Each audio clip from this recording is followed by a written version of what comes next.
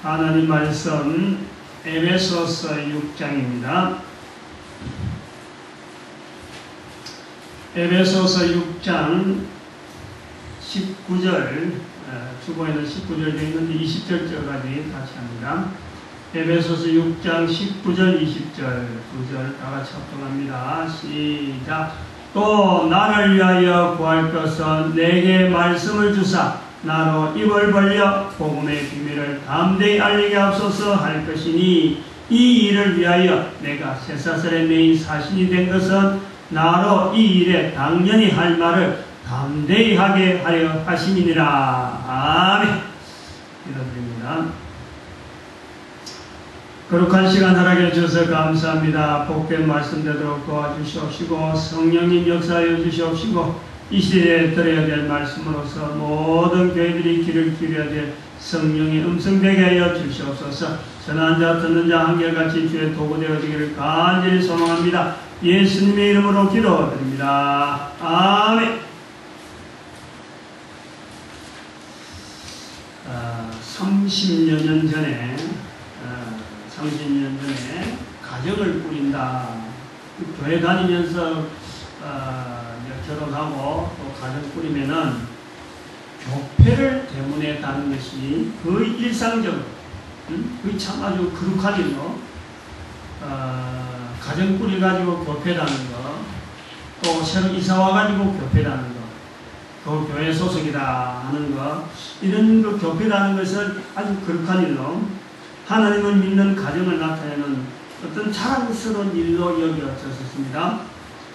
문패는 그보다 한 세대 전이죠. 우리 아버지 세대라고 하면 한 5, 60년대에는 문패라는 것이, 결혼해가지고 문패라는 것이 하나의 큰 어떤 자부심이고 했더라면 집을 가진다는 게 그렇다는 거죠. 근데 집은 없더라도 이사 와가지고 옮기는 과정이 그러니까 집은 없더라도 방을 빌려가지고 세를 들어 쓰더라도 교회도 할 수 있으니까 문패라는 것이 그전시대, 교회라는 것은 30년 전에 있었던 우리의 시대라고 볼 수 있습니다. 그래서 문패는 달지 않았더라도 교회 다니면 아주 자랑스럽고 뿌듯하게, 그러고 참 거룩한 일로, 교회에서 하는 일로서 아주 중요한 행사로 이렇게 했습니다. 그래서 또 한편으로는 당시에 3천만, 4천만 할 때 4천만 가구 전체가 다 문패, 교회 달기 운동, 이래가지고 하면 전도 열의를 하면 구호를 제청하는 그런 것도 슬로건을 내드리는 걸 봤습니다. 근데 지금 30년이 지난 지금 교회 단위를 보느냐? 교회 달려고도 하지 않고, 교회 달라고 요구도 안 해요. 지금 우리 교회도 교회 집 잔뜩 만들어놓고 전혀 지금 교회는 나오지 않습니다. 교회 단위에 열성을 내지 않는다. 여러 가지 원인이 있습니다. 그 중에 한 가지 줄기를 찾아보면 이런 줄기가 있어요. 기독교 이단 종파인 여호와 증인이라는 단체, 이 단체들이 전도한다 그러면서 이 나라에 와서 외국인으로서 이 나라에 다니면서 전도한다 하면서 불신자에게, 즉 복음을 듣지 못한 자들에게 전도하는 것이 아니라 교회에 달린 집을 향해서 전도하는 거예요. 그건 우리나라에 교회란 이것이 좋으니까 이거 거의 우리나라에 막 탔겠던 게, 우리나라 전체 곳곳에 퍼져가지고 얼마나 찾기 좋아요. 교회를 떡 따라하니까 교회 다른 집만 찾아다니면서, 불신자는 전도하기 힘듭니다. 그러나 교회 다른 사람을 만나서 하면 벌써 어느 정도 교회 생활이 어느 정도 이해가 되어 있으니까 이 여호와 증인이 가지고 있는 그 자기들의 메시지, 이것이 말이죠, 쉽게 들어먹히는 거예요. 성경 공부하자. 그래 성경 공부하자 들어오면 성경을 알고 있고 또 성경이 있으니까, 불신자들은 성경조차 없잖아요. 성경이 뭔지도 모르는 사람들 앞에 성경 공부는 말이 안 되니까 성경 공부하자 하고는 들어앉아가지고는 이리저리 하다 보니까 그 사람들이 교회 다니는 사람들 아이고 자기들 어떤 교체 그거 합세시키는, 그게 교회 다녔다가 이 여호와 증인의 전도하는 그 팀에 의해서 일반 성도들이 전부 다 넘어간단 말이에요. 다 넘어가지 않지만 폐단이 많았어요. 그래서 여호와 증인 오면 문 닫고 아예 문도 열지 마라 하고, 이런 일반 교회에서는 그런 정책이 나오는 거예요. 아예 말도 하지 마라, 상경도 하지 마라, 이런. 이제 그런 것을 요거 정의만 있으면 고마뿐만 아니라 일반 사이비 단체들, 소위 말하는 기독교라 하는 이름을 내걸고 나오는 수많은 사이비 단체들도 기성교회하고 뭔가 마음이 안 맞다 그러면 새로운 단체로 나오면서 누구한테 접근하냐? 교회 다른 사람들은 탁겠다는 그 사람들을 공략한다. 공략이라고 하면 좀 못합니다만은 죄를 부풀기 위해서 포섭하는 대상자로서 교회 다른 집을 찾아 나서는 겁니다. 굉장히 좋죠. 딱 대문 앞에 딱 붙여놨으니까 다르게 우왕좌왕할 것도 없어요. 그 집에 가면 정확하니까. 그러니까 이 성도라는 표식으로 이 좋은 문화였는데 우리가 하나님을 믿는 사람이라 하고 세상에 알리는 공부하는 것은 참 좋은 문화, 교회 문화였는데 이것이 오히려 성도를 보호하는 측면에서 교회를 안다는 쪽으로 만든 거예요. 교회 달개가 그래서 이것이 중단이 되어지는 것을 봅니다. 근데 가정에서 교회 달개가 성행하는 때 또 한편으로는 발맞추어서 나타나는 것이 뭐냐니까 성도들이 새로운 사업체를 운영하게 되면은 점포나 사무실에 성구액자를 다는 성구액자. 성구액자를 기록한 현판 내지는 액자들을 걸어두는 일이 아주 성행했습니다. 그래서 이 당시에는 같은 물건을 사더라도 성구가 걸려있는 집이라고 하면 그거 성도들이 쏠리는 거예요. 아, 그 집은 교회 다니는 사람인가 보다. 성구가 걸려있는 집은 그 품질은 말이죠. 좋은 건지 서비스가 좋은 건지 나쁜 건지 무조건 그거는 믿는 거예요. 아, 믿는다라는 그 말을 가지고 그것도 갖다 보면 믿는 성도가니까 오죽 좋은 거겠느냐. 믿는 거예요. 그거. 제품을 믿는 거예요. 그 집에서 파는 여러 가지 하는 것을 다 성도가 어련히 알아서 하려고 또 벌어가지고 11조 해야 되니까 많이 벌게 해야지. 그래 다 교회가 잘 되는 거 아니냐. 이래갖고 남의 교회는 내 교회는 전부 교패 걸린 집을 성구 액자 걸린 집을 성하게 되었단 말이에요. 특별히 같이 다니는 교회 성도라 성도들 운영하는 데라면 주변에서 막 PR이 보통이 아닙니다. 아, 우리 교회 어느 집사인데 말이지. 아, 이거 틀림없다고 말. 이렇게 PR까지 하고 보장까지 해주니까 참 가게를 오픈하면서 성구를 내거는 일이 아주 참 효과를 많이 보는 거죠. 그리고 가게를 오픈하는 사람도 마찬가지예요. 직장생활이 참 뜸할 때인데 이 가게랑 운영하는 게 힘이 드는데 가게 손님이 많이 오니까 많은 사람이 오니까 아, 이 사람들에게 내가 복음을 전해야지 하는 복음 전하고자 하는 마음을 가지고 액자를 건다는 거예요. 우리 집은 복음 전하는 집이다 하고 그런 자세를 거는 거죠. 그런데 그건 초심이지. 실제로 가게를 운영하는 사람이 가게를 운영한다는 게 얼마나 가게를 운영 안 해보는 사람이 가게를 운영하는 건 굉장히 힘이 드는 겁니다. 그 가게를 그러다 보니까 이 교회 다니는 실체는 한 서너 가지 문제 때문에 이게 어려운 문제가 되는데 가게 운영이라는 게 생각보다는 어렵다. 자꾸 이제 안 그러죠. 부업 시키면서 한장 해놨다가도 그러면 서그머니 가게가 축소되는 게 처음에 세를 내고 있다가 이제 세 안 내고 집으로 솔솔 들어가는 그런 식으로. 그 가게 운영을 몰두하다 보니까 초심의 전도 이건 생각지도 못하는 거예요. 당장 수입이 문제가 됐는데 이 전도라는 두 번째 문제가 되는 거예요. 그림이 떡이죠. 그림이 떡. 말도 못하는 거예요. 액자만 말하는 거죠. 저 액자 보고 저기 있는 성경 구절 보고 열린 마음이 있으면 하나님이 예배하심이 있으면 또 복음을 안 듣겠느냐 이렇게 액자에도 어쩌고 자기 입에서는 전도의 말은 다 쑥 들어가 버립니다. 또 다른 어떤 문제가 있느냐니까 가게를 운영하느라고 그동안에 참 성도들 간에 좋은 친분을 맺어 있는데 그 친분을 이용해갖고 가게 운영하는 돈들이 필요 쓰고 하다 보니까 이 성도 간의 그 가게가 부도나면서 성도 간의 신뢰가 깨지고 그러면서 교회 운영에 엄청난 차질을 빚게 되어지는 거죠. 그래서 이 성구액자 나중에는 별로 시덥지 않게 슬그머니 이제는 누구나 다 가게라 내거는 그런 형태 되니까 이 가게도 가도 있고 저 가게도 가고 너무 이제 성행하는 거죠. 그러다 보니까 이 성구 액자 드는 것도 별반 효력이 없고 반면에 지금도 꾸준하게 기어커도 내거는 사람들이 있어요. 내거는 사람. 퇴직돼서 뭔지도 그건 언제 그러는지도 모를 정도로 아주 구석에 봐야지. 어제도 그 가게 가보니 그런 데서 말도 안 되냐고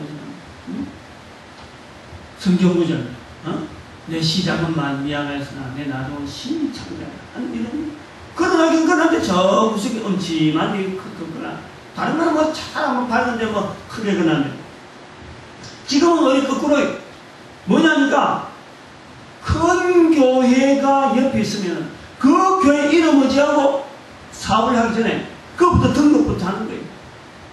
사업을 하는 하나의 절차상으로 하는 것이 교회 등록. 그것도 적은 교회가 큰 교회 등록을 시킵니다. 그 등록을 해가지고는 뭐 부인이 하든지 뭐 참 누구 한 사람 등록을 시켜놔놓고 가게 오픈한다 해갖고는 뭐 소문을 그 교회에 내는 거예요. 피하는 거예요. 그래가지고 뭐 그 교회에서도 우리 성도다 그래가지고 액자 하나 딱 걸리면 어느 교회 성도 이라고 또 나오면 그것이구만. 아주 보증스럽죠. 보증스럽죠. 그래서 그 교인들은 막 그거 가는 거예요. 우리 교회 성도다가 가는 거예요. 지금은 사업을 하는데 이 성부 액자가 마치 어떤 이 고객을 확보하는데 아주 중요한 하나의 그 실마리가 되어가는 거예요. 중간 다리란 중간 다리. 그래서 큰 가게 운영하는 사람 대부분이 그 지역의 큰 교회 출석 교인이라는 것이 이것이 반증하고 뭔가 사업을 하겠다 그러면 중간에 분명히 하나 연결해. 그러니까 사업을 하겠다. 그 고객을 어떻게 유치하느냐. 우선 성도, 큰 교회 성도 유치하는 데에는 이거 그 교회 이 성부 액자 하나 얻어난 것처럼 그것처럼 확실한 건 없습니다. 뭐 사람들 가면 우리 교회 성도라고 하고 단체로 가고 막 이런 식으로 하니까 굉장히 이 성부 액자가 하나의 상행위의 하나의 일종으로 전략하고 있는 것으로 보고 있습니다. 그러니까 이제 개척교회는 많아야 되는데 개척교회 다니는 사람들이 물질이 있는 자들이 전부 다 큰 교회로 따라가는 거예요. 큰 교회. 여기 우리 교회 우리 구미의 큰 교회 주변에 가보십시오. 뭐 주유소 뭐 하는지 다 보면은 큰 교회 성도라 다 이름 붙여갖고 다 있습니다. 전부 다 교회 이름을 다 걸고 있는 거예요. 그러니까 여기서 이단적 행각을 하는 이 여호와 증인이 그걸 가만히 놔두지 않는다.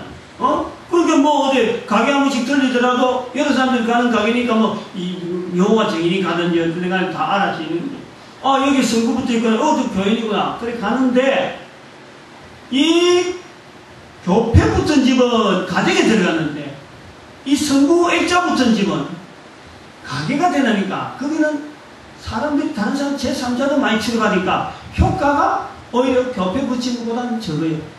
그 사람들이 볼 때 전략하는 볼 때가 이 사람 없을 때를 기해서 뭐 이야기를 하고 접근하려고 하면 벌써 제3자들이 있으니까 효과는 어쨌든 간에 교패보다는 적은데 그래도 여러 사람들이 대중이 가면서 기회를 봐가지고 접근하기에는 역시 그 승부액자도 그들에게는 푯대다. 이제 연예니까 성부 붙인 사람의 입장에서 봐가지고 가게를 운영하는 입장에서 볼 때는 자신들에게 와서 전도하는 사람이 거의 대부분이 이단입니다. 여호와 증인만 전도하러 다니지 일반 성도들이 전도하러 다니는 일이 없거든. 그러니까 전도하러 다니는 사람은 여호와 증인으로 인식을 합니다. 그 사람들은 지옥이 시작이 오니까 또 교패 보고 또 성구 보고 오니까 이거 뭐 그 사람들로서는 백발맥중의 어떤 포스 대상자인데 당하는 사람들의 이 상담을 받는 사람 입장에 보면 이거 뭐 어제도 여호와 증인이요 오늘도 여호와 증인 만난 사람은 전부 다 여호와 증인 일반 교회 자기 교회 성도들조차 오지도 않는 그렇게 이 전도 회의가 되다 보니까 전도하는 사람은 여호와 증인이다. 또 여호와 증인이 뭐냐 하고 보니까 전부 이단이라 그러니까 여호와 전도하는 자들은 다 이단으로 인식이 되어지고 있는 거예요. 그 소문을 내는 거예요. 우리도 여호와 증인 왔다. 가게수 주인들끼리 모이면은, 점포한 사람들끼리 모이면은, 무슨 일 때문에 왔다가 해라. 잠깐 뭐, 이야기가 손님들 중에서 뭐, 여호와 증인 하다가, 아, 우리도 왔다 하면서 뭐 이렇게 이야기가 소문 터지는 입소문이 결국에는 전도는 여호와 증인만 하는 것 같다. 이렇게 인식이 되어야 되는 거예요. 전도 안 하는 지역하고 더불고, 특별히 구미 같은 이런 지역은 외지에서 온 사람들이 많으니까, 기존의 사람들이, 그 성도들이 적을 뿐더러, 전부 다 외지에서 오니까, 이 또 외지에 온 사람들은 또 전도를 잘 안 하잖아요. 전도를 안 해요. 그러니까, 전도하고 꾸준하게 다니는 사람들은 거의 대부분이 이단. 구미에서도 그렇다. 구미에서. 제대로 교회 다니는 성도가 운영하는 이 가게에 점주를 하더라도 이 전도적인 접근하는 그런 데서 연구를 하지 않고 사업하기에 참 바빠서 초심에는 전도해야지 하고 왔는데 세월이 1년, 2년 지나다가 오래 하다 보니까 완전히 이거는 어떤 가게 운영에 타성이 젖어갖고 전도적인 접근에 대해서 전혀 고려가 안 되고 그런 사람들이 와서 하는 것에 대해서 어떻게 하면 저 사람들을 오히려 더 공격을 해야 되냐 하는 것에 대한 그런 대책이 무조건 또 교회에서 무조건 문 닫아라, 이야기하지 마라, 만나지 마라 자꾸 하니까 아예 그 사람들의 전도 전략에 대해서는 역습을 할 수 있는, 역공을 할 수 있는 그런 힘이 전혀 없었어요. 지금 우리 교회 입장이 완전히 표정이지, 표정. 오자마자 전도한다고 막 돌아다니면서 하고 차량엔 전부 다 우리 교회 차량은 전부 다 막 성경 구절 다 적어놨고 전도 언어를 다 해놨기 때문에 밖에 있는 사람들이 그래요. 저기에 전도 많이 한다더라, 뭐 길거리에서 전도한다더라 하는 거, 전도하는 건 좀 이단이래. 이렇게 인식이 돼야 돼. 그런 게 우리 교회는 여호와 증인이 아닌가 하는 소리가 들리는 거예요. 이 여호와 증인이라 하는 이 표징, 일대적으로 전도하지 않는 그 교회의 모습에서 전도하는 자의 대명사가 되어지는 이 여호와 증인. 그리고 또 반면에 또 교회와 교인들이 가정에서 교패 달기 그리고 가게 성구역자 붙이기로 교회 교세를 부필려 하면서 뭔가 이거 교인들끼리 서로 교회 다니는 사람들이 막 팀을 맺으니까 막 이렇게 네트워크가 형성되는 것처럼 보이니까 절에 다니는 사람들도 여기 이제 부응하는 거예요. 그래가지고는 달마 스님이라든지 안 그러면 또 불교에서 불경 무슨 불경하고 막 그걸 액자에 끝나고 가정에 끝나고 그러고 또 부적 같은 거 대문에다 탁 꺼나고 막 그런 게 성행하는 거예요.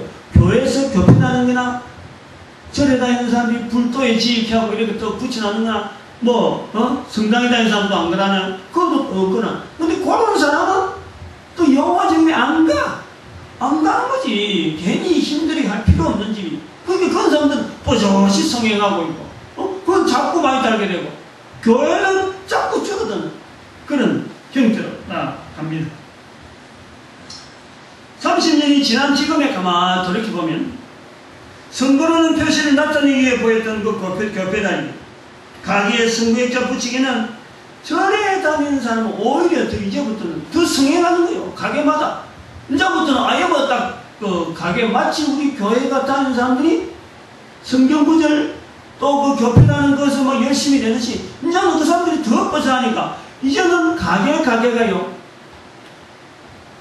옛날에는 액자 붙이기, 성구 액자 붙이기 많았는데 이제는 오히려 절 표시하는 그런 액자 붙이기 훨씬 많아졌어. 우리는 전도를 하면 아예 우리 저거 그러니까 우리는 표시가 말이야. 절에 다니는 사람한테 왜 전도하냐? 아예 왜 저게 안 보이냐 이거지. 저거 그러는데 가져와서 우리한테 전도하냐? 이렇게 해서 전도하는데 부정적인 영향을 지금 주고 있는 거예요. 그러니까 이게 30년 전에는 참 신앙으로 참 좋은 신앙의 모습을 보이기 위해서 시작된 교패 달기나 이 성구역자 붙이기가 지금 30년이 지난 지금에는 전도하는데 굉장하게 지금 부정적인 영향으로 지금 자리 잡고 있는 거예요. 어쩌보면 30년 전에는 교회가 기했습니다. 교회가. 그래서 교회 다닌다라는 말만 하면요. 이게 100% 보정입니다. 100%. 그 교회 다닌다는 표시를 하기 위해서 그 교패를 달고 말고 성구액자를 붙였는데 그때는 교회가 기회이기 때문에 교회 다니는 말만 들으면요 뭐 결혼도 가는 거예요. 사업에 미천도 그냥 대주는 거예요. 성도라고 하면 막 사업 미천 대주는 거예요. 직장 있어. 좋은 직장 그러면 참 교회 다니는 장로가 운영한다 그러고 교회 다니는 집사가 운영한다 그러면 그건 좋은 직장이에요. 그렇게 인식이 되어졌을 때다라는 거예요. 우리나라의 30년 동안의 발전을 한번 보면 우리나라 사회상의 발전을 봅니다. 세계사상 유례를 찾기 어려울 정도로 발전했어요. 우리나라는 30년에 한 이 기간이요. 굉장한 차이. 30년 전에와 지금은 비교가 안 될 정도의 그런 어떤 발전된, 변모된 우리 사회 모습을 보게 되는 겁니다. 나라라고 하는 사회 속에서 교회는 지금 사회에서는요, 완전히 찬밥입니다. 찬밥. 우리가 그렇게 표현을 할 줄 알아야 돼요. 교회는 사회를 이끌어가야 될 그런 기능이 있다라고 했던 옛날 시대하고는 지금은 전혀 달라서 완전히 사회에서 교회가 없어도 얼마든지 사회가 운영될 수 있는 분명한 힘이 지금은 사회가 있다. 이걸 우리는 30년 전과 30년 후에 지금의 모습에서 우리는 인식을 해요. 스스로가 인식을 해요. 옛날에는 사회가 일제시대나 이런 6.25 동란 이런 격변기에는 교회가 거의 사회를 리드했습니다. 뭐 곳곳에 사회가 하는 기간마다 행사마다 거기서 모든 사람들에게 힘이 되어지고 뭔가 조직이 되어지고 말이에요. 그건 전부 교회를 통했는데 지금은 그럴 필요가 없고 사회가 전혀 요구하지 않는 찬밥 신체의 교회의 모습을 지금 우리는 살펴야 돼요. 심지어 성도를 만나면 반가운가? 어느 교회 성도가 되었다. 만난다. 그 사람 믿을 수 있는가? 목사를 만났다. 목사가 만나서 믿을 수 있는가? 100% 제가 목사지만은 100% 안 믿습니다. 누가 그걸 믿어주나요? 성도들 가도 안 믿어주고 목사들 가도 안 믿어주고 안 믿어주고 가장 불신의 세계가 목사입니다. 목사. 우리나라 사회가 그렇다는 거예요. 또 우리나라뿐만 아니라 전 세계적인 추세가 지금 그래요. 성도들도 불신의 세계가 깊지만 가장 불신하는 시대가 바로 목사와 목사입니다. 같은 신학교 동기라도 그래요. 목사는요, 일단 목사가 되면 그때는 동료가 아니고 경쟁의 상대입니다. 경쟁의 상대. 이런 현실이 바로 우리 목사라는, 이 교회라는 거예요. 사회는 찬밥이요. 무리들 속에서는 완전히 이거는 별개로 각계약진으로 놀아나고 있는 거예요. 아무도 지원 안 해주고 아무도 동정 안 해주고 아무도 동료로서 인식을 하지 않는 게 이게 목사입니다. 목사. 세상에 어느 단체 이런 단체가 없습니다. 뭉치의 힘이 있다 말은 하는데 뭉칠 수 있는 기준이 없어요. 기준이. 뭉쳐야 되는 이유조차 가지고 있지 않는 거예요. 그러니 교회 조직은 말이죠. 국가나 혹은 정부 조직의 어떤 정책에 의해서 난도질 당하는 수모를 지금 겪고 있는 거예요. 난도질 당한다고 봐야 돼요. 그런데 이걸 교회가 말이죠. 인식을 하지 않는 거예요. 아까도 말했지만은 교회가 사회의 찬밥이라 하는 이 인식이, 이 자각이 있어야 돼요. 자각이. 옛날에 30년 전에처럼 교회만 문을 열면은 성도들 막 울려오는 이런 시대는 아니라는 거예요. 시대 상황 자체가 안 그랬는데 옛날을 생각하고 있으면 안 되는 거죠. 옛날 생각. 더구나 성도들 간에 목회자들 간에 이 불신의 벽이 어마어마하게 두꺼워지고 깊어지고 있는 거죠. 한편으로는 교회 조직은 사회가 교회를 요구하지 않는 만큼 사회가 교회를 이용하고 있어요. 이용하고. 이걸 모르고 있단 말이에요. 이걸. 난도질 당한다는 말이 바로 그런 거예요. 교회는 교회다움에 대한 정체성이 없어요. 정체성. 분명한 아이덴티, 분명한 또 아이덴티파이를 할 수 있는 어떤 이유가 없는 거예요. 교회 조직에 난도질 당하는 정부 정책 중에 참으로 그 교회는 말이죠. 저는 크게는 두 가지 국가의 사회의 정책에 교회가 크게 이용당했다. 어찌 보면 그 정책성, 교회의 정체성, 이거 자체가 없기 때문에 완전히 유린되었다라고 보는 것 중에 하나가 두 개가 있어요. 두 개. 하나는 보건복지부.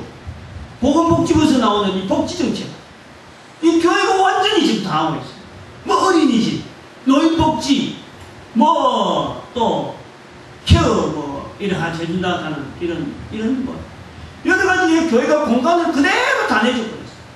그리고 정부에서부터 나는 혜택이 뭔가 그거를 뒤라 내다보고 있는 이 교회의 모습이 되어진 거예요. 응? 우리가 사회 앞으로 주는 건 없고 국가가 우리한테 뭘 줄 건가 하는 그런 혜택을 어떻게 하면 받을까 하고 이걸 손 내밀고 목 놓아 있다는 이 교회 모습이에요. 그게 앞다투어 막 달아드는 거예요. 복지정책이에요. 응?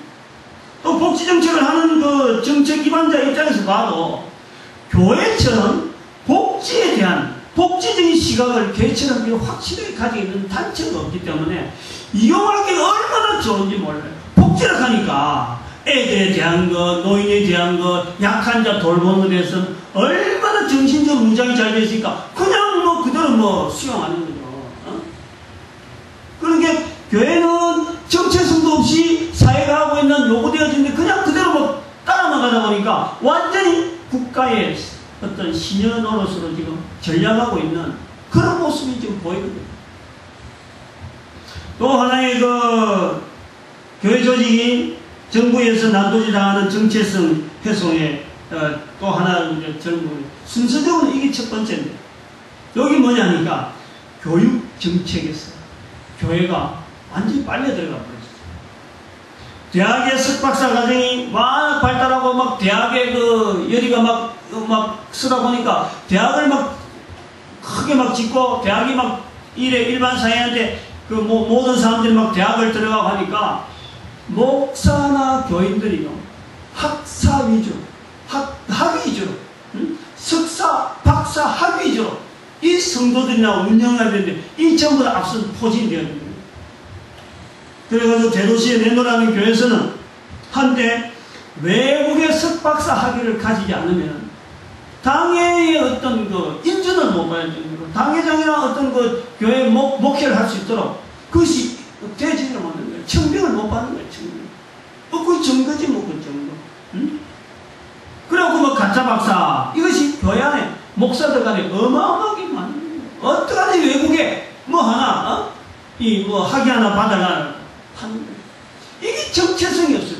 왜 교회가 있어야 되는지 왜 목사가 있어야 되는지 이것이 없는 거예요. 그리고 목사는 서로 경쟁이 되다 보니까 이런 정보를 서로 공유하지 않고 그거 잘된 거 못된 거에 대해서 분석하지 않고 우리가 해야 될 일이 뭔지 하고 타겟에 넣어서 어떤 점령하고 나가려고 하는 그런 것 없이 그냥 뭐 자기만 끙끙하다 보니까 뭐 물려나서 지금 엄청난 패란을 가지고 있는 모습을 보아집니다. 오늘 본문 말씀을 우리가 여기서 이제 정리를 해볼까요? 교회의 정체성 부재중에 선포되는 이 시대 사실은 우리 모든 목회자들이 고개를 숙여야 되는 말씀이 아닌가 보고 있는 거예요. 이 말씀 앞에 사도 바울이 지금 감옥소에서 에베소는 지금 로마 감옥에 갇혀 있는 사도 바울이 에베소에 있는 성도들에게 보내는 편지입니다. 에베소라고 하는 이 지역 자체가 어찌 보면 우리나라, 우리 민족하고 어떤 비슷한 유형으로 볼 수 있는 거로 볼 수 있습니다. 에베소라고 하는 어떤 큰 상업적인 도시입니다. 큰 상업적인 도시였는데 여기 상업성이 된 도시를 되다가 상업성으로서 운영이 되어지던 그 도시 운영이 되어지다가 그 운하 문제, 배가 그 에베소를 거쳐야 될 배가 이게 하나의 그 문이 닫힙니다. 그래서 이 상권이 막 형성되어지다가 그래서 모든 그 교통은 에베소가 거의 중심적으로 되어지고 있다가 이게 그 상행이가 중단이 되어지는 거예요. 중단. 그러다 보니까 에베소가 큰 도시에 뭘 갖고 이 에베소 시민들이 먹고 살아야 되느냐? 많은 사람들이 밀집해 있으니까 뭘 먹고 사냐? 그거에 대한 대안이 뭐냐니까 에베소에 있는 아덴 신전, 뭐 지금도 7대 불가사에 하는 큰 신전이 있습니다. 그 주변에 있는 수많은 사람들이 이 아데미 신전에 제사 드리는 이 행위를 통해서 그 하나의 관광 수입으로 잡는 거예요. 수많은 사람들이 아데미 신전을 보러 옵니다. 신전을. 많은 사람들이 이제는 전에는 산업도시로서 이제는 번창했다가 그렇게 많은 인구를 먹여 살릴 수 있는 다른 대안으로 나오는 것이 뭐냐니까 신전 중심의 문화가 막 앞서는 거예요. 그래서 그 나오는 그 여러 가지 돈들 이런 걸 갖고 오히려 더 신전을 운영하는 사람이 오히려 정부의 고관들에게 이 돈을 대출해 주는 거예요. 돈을. 그만큼 신전 중심이 이 문자적으로 굉장히 그 힘을 가지고 있는 그런 도시입니다. 이 도시에 사도 바울이 지금 편지를 보내는 거예요. 오늘날의 교회가 정체성을 잃어가는 모습하고 이 도시에 있던 그 많은 자기 자리를 찾는 그 교회의 모습을 찾을 때 이 아데미 신전 중심으로 나가는 그 지역에 교회가 세워졌을 적에 참으로 올바른 자세로서 올바르게 목회하는 사람으로서 자기를 위해서 뭘 지금 구해달라, 지금 기도해라는 거죠. 19절에 보니까 나를 위하여 구할 것은 정부 돈을 달라든지 안 그러면 직장을 달라든지 안 그러면 여러 가지 편의사항을 좀 해결하라 이런 내용을 요구하지 아니하고 내게 말씀을 주사. 하나님의 말씀을 자기한테 자꾸 읽게 해달라는 거예요. 그리고 입을 열었어. 분명히 입을 벌려서 복음의 비밀을 담대히 알리라. 담대히. 왜 이 담대히란 말이 들어갔을까? 사실은 하기 힘든 사람이에요. 지금 감옥소에 있잖아요. 누가 감옥소에 있는 사도 바울이에요? 감옥소에 잘 갔다고 할 사람 아무도 없잖아요. 감옥소에서 복음을 전한다. 이 복음이 얼마나 힘이 있겠어요? 지대로 힘이 없는 거지. 왜 밖에도 얼마든지 전할 수 있는데 왜 감옥소에 들어가 있어? 그럼 뭔가 잘못해서 들어간 사람이 뭘 할 말이 많다고 말이지. 그것을 복음을 전한다고 해봐야 누가 듣겠어? 라고 하는 이런 핀잔. 그런데도 담대히 복음을 전할 수 있도록 말씀을 달라. 말씀을 주도록 기도를 해달라. 부탁하고 있는 거예요. 이 말씀이 오늘 우리 시대에 우리 교회의 정체성을 잃어버려요. 오늘 이 시대의 말씀으로서 저는 분명히 좀 던지고 싶어요. 교회가 무엇 때문에 이 땅에 있느냐? 교회는 철저하게 예수 그리스도를 알리는, 또 한편으로는 하나님의 사랑을 전하는, 한편으로는 성령님의 그 놀라운 구원의 역사에 우리가 도구되어지는 일에 이 교회가 있어야 되는데 지금 전혀 이걸 알리지 못하고 있어요. 입을 여는 사람이었다. 전부 다 소속이에요. 전부 다 사회 정책성 속에 교회는 교회들끼리 지금 알력이요. 그 모습은 교회로 되어 있지만 속에는 지금 완전히 장사꾼들이 참으로 예수님이 그 성전에서 성전을 그 여러 가지 장사하는 사람들의 상을 비웠듯이 전부 다 그에 얽혀 있는 거예요. 아무도 이 복음을 들고 예수 그리스도 이름을 들고 전하는 사람이 없는 이런 시대에 사도 바울의 이 고백이 우리에게는 너무 적합하다라고 보는 거죠.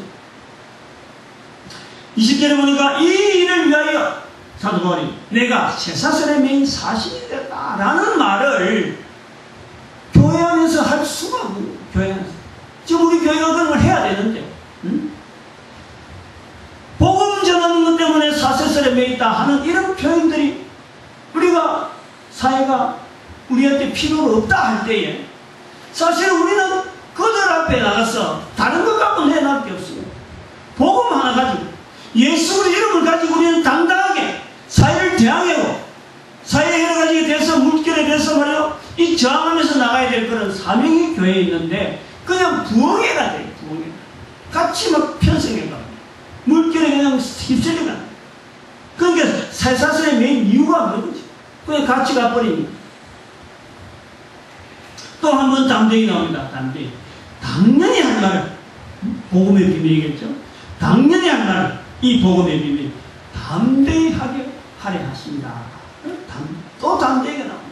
두 번이나 담대히. 말하기 힘든 상황이라는 거예요. 말하기 힘든 상황. 응?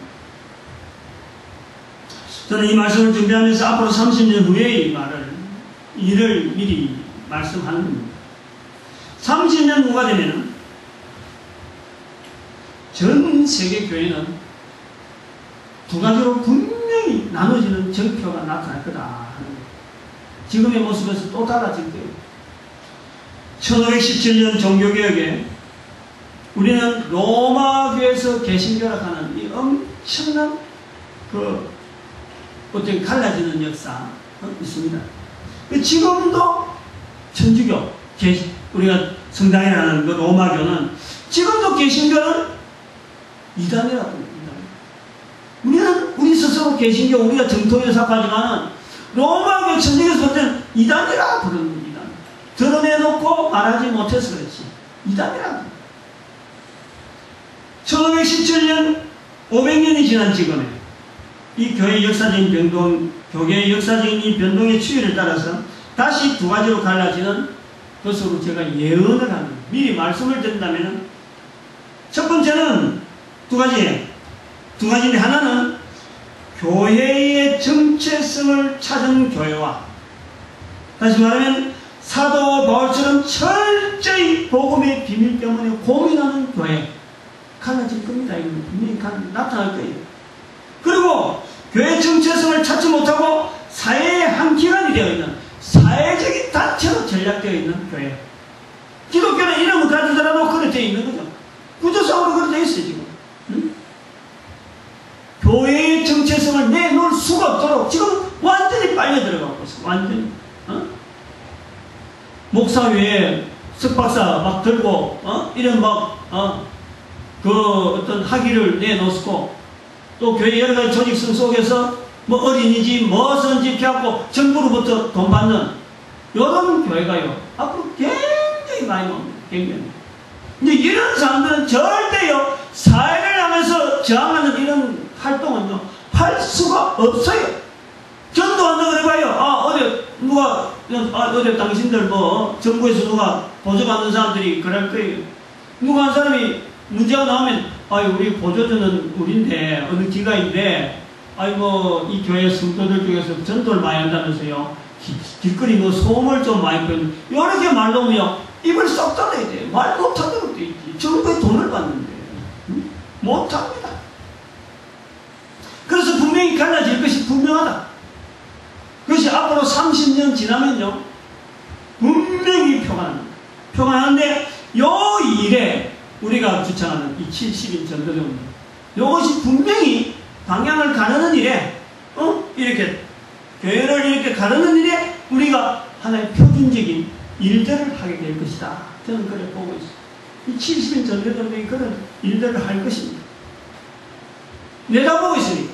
그래서 지금 문제가 분명히 뭔지를 알고 있고 여기 대해서 고민을 하고 있으니까 오늘 본문 말씀처럼 담대히 입을 벌려 이 복음의 비밀을 알리는 이 일이만 얼마나 우리가 땅에 떨어 있는지 사도 바울이 에베소 6장 19절에 말씀하는 그 일들이 사역이 교회가 나가야 될 방향인데 이걸 갖고 고민하는 교회가 없다는 거죠.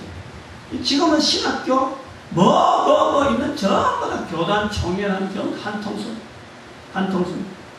그러니까 그런 것을 자르고 교회가 교회의 정체성을 찾으려면 사회의 여러 가지 도움을 못 받더라도 사회 지원은 안 받겠죠. 안 받으니까 거지가 되는 거예요. 돈이 없는 거예요. 쩔쩔매는 거예요.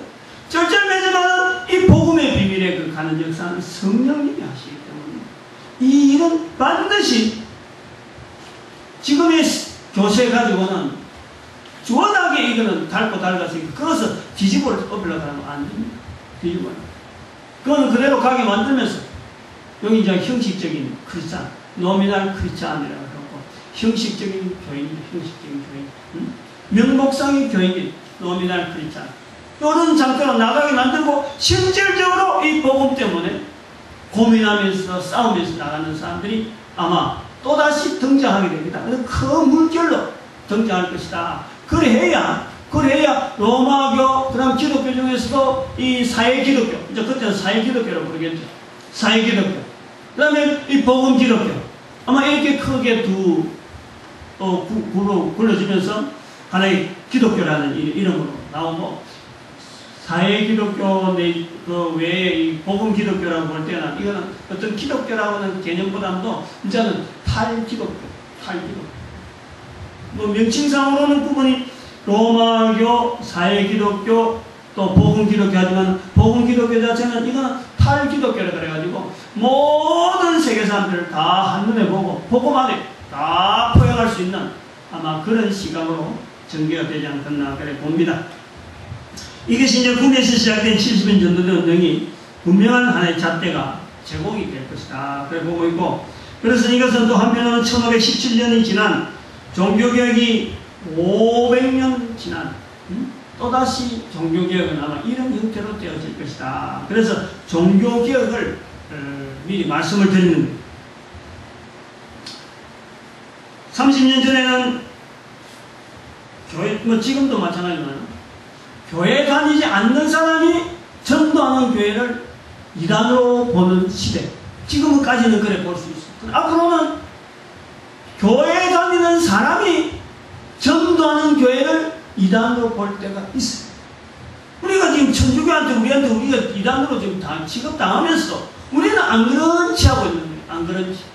마찬가지 앞으로 교회 다니는, 교회 밖에 있는 사람들, 우리가 지금 교계, 지금 교회가 말이죠. 분명히 교회 표시가, 대한민국에서 제일 크다고 하는 정통교단에 교회 마크가 붙어 있는데 불구하고 밖에서 볼 때는 전도하는 것 때문에 우리를 이단으로 보는 거죠. 이단으로 보는 거예요.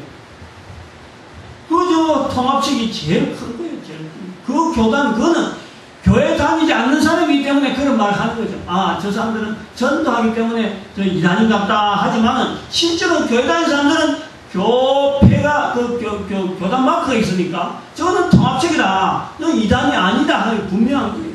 그런데도 지금 전도하는 것 때문에 이단으로 불린다 하는 것은 교회 안 다니는 사람이 그러는 거고, 앞으로는 교회 다니는 사람들 안에서 자기는 전도 못하니까, 전도할래야 전도할 수 있는 어떤 그게 안 되니까 전도하는 교회는 이단교회다 하고 갈라질 때가 온다 이게 온다. 그럴 때 로마 감옥에 있는 사도 바울의 그 음성이 담내야지 끝까지 그 길을 가야 됩니다. 이 입을 열어서 내게 말씀을 주사 복음의 비밀을 담내에 알리는 이 일들이 교회에서 일어날 것이다. 교회를 공격하는 이들이 앞으로는 엄청난 큰 핍박으로 다가올 것이다 하는 말씀으로 저는 이 에베소 6장 19절을 앞으로 있는 그 교회의 어떤 종교개혁의 어떤 그 지치가 이 말씀이 되지 않겠느냐. 세월이 많이 변할 겁니다. 또 많은 형태의 변화가 있을 것이고, 그래서 이 전도한다고 하는 이 발걸음은요, 참 하나님 앞에 주어지는 어마어마한 참 축복의 통로지만 이 일을 위해서 교회가 쪼개지는 그런 역사, 그런 어떤 아픔, 그렇지 않으면은 도무지 이 복음 전한 이 일이 지대로 가지를 못해요. 지대로. 지금처럼 해갖고 언제 그 사람들 뭐 다시 돌아서게 하는 이 일은요, 너무 지금 많이 벌어졌어요. 너무 많이 벌어졌어요. 하나님께서 참 사도 바울의 그 감옥소에서 그 담대히 참 입을 벌려서 전하게 해달라 하는 그런 이 간절한 표현이 오늘 우리 시대를 통해서 복음전도학교 또 70인 전도대 운동을 통해서 참으로 계속 이어질 수 있다는 것 자체가 우리는 고마워요. 그러한 운동 자체가 다시 한 번 더 기회를 얻을 수 있다는 것 자체가 너무너무 고마운 거예요. 누가복음에 있는 대로 1년만 참아나가는 그 간절함입니다. 간절함입니다. 3년을 기다려오신 그 하나님께서 다시 한 번 더 강구하는 거지. 1년만 기다려라. 그것이 바로 70인 전도운동의 아주 중요한 내용이에요. 그런 간절한 마음을 가지고 다시 회복시키려고 하는, 그리고 67억에, 현재는 67억이면 앞으로 30년 후면 뭐 70억이 될는지 모르지만, 아무튼 전 세계 인구의 입에서 예수 그리스도 이름이 참 구주다, 참 구세주다, 참 기쁘다, 구주 오셨네 하고 찬송할 수 있는, 참 응답할 수 있는 이런 날이 분명히 오고, 그 뒤에는 예수님이 오시지 않겠느냐, 그래 보고 있습니다. 이 일에 우리 미래에 되어질 일이지만은 분명한 믿음을 가지고 나아가는 복된 발걸음 되기를 간절히 바랍니다. 생각드립니다.